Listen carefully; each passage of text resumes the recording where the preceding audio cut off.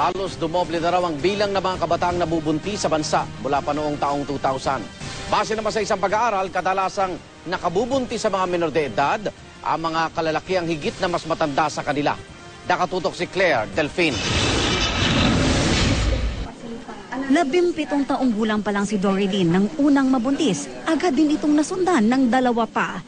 Di tapos sa pag-aaral, jobless, kaya sa mga magulang nakasandal para sa pangangailangan ng 3 supling. Ang hirap kasi wala kaming maibuhay para sa mga anak namin, mapaaral.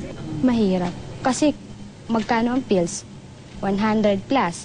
Yung 100 na yung pangkain na ng pamilya. Di maikakailang mahirap ang buhay ng mga batang ina. Pero sa kabila nito, patuloy pa rin ang paglobo ng teenage pregnancies sa bansa. Sa datos ng National Statistics Office o NSO, mahigit 206,000 teenagers, edad 15 hanggang 19 ang nanganak noong 2010. Halos doble ito sa mahigit 125,000 na naitala noong 2000. Tumaas din ang bilang ng edad 14 pababa na nanganak mula sa 700 noong 2000. Naging 1,300 nitong 2010. Ang teen pregnancy is a generational issue. Ito yung pinakamatingkad na issue ng henerasyong ito. Kapag nagtanong ka sa maraming tao, meron silang kakilala, kaibigan o kamag-anak na nagbuntis ng maaga at wala pa sa panahon. Epekto raw ito ng samot-saring impormasyong nakukuha ng mga bata mula sa internet. Malaki rin daw ang ambag ng migration dahil maraming magulang ang nag-abroad, di nagagabayan ng husto ang anak na mas nabubuyo dahil sa peer pressure. Si Doktora Emma Lianto may isa pa nakitang dahilan, child abuse. Lumalabas kasi sa kanilang pag-aaral na mga lalaking edad 27 or 28 ang kadalasang nakakabuntis sa menor de edad. We always tell our parents na be careful, don't allow your daughters to date somebody who's much older.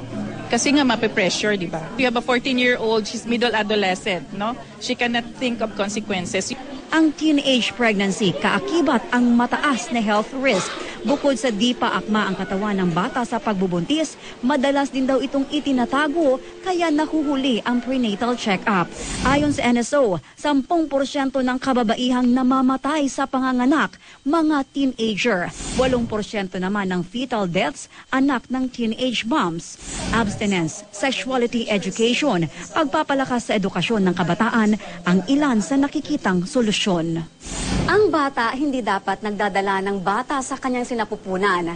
Dapat siya nag-aaral, naglalaro at nag-enjoy sa buhay kabataan. Pero sa patuloy na paglaki ng bilang ng teenage pregnancy sa bansa, walang ibang panahon kundi ngayon upang tumutok ang gobyerno, ang pribadong sektor at ang bawat pamilyang Pilipino sa masalimuot na isyong ito. Claire Delfin, Nakatutok, 24 Oras.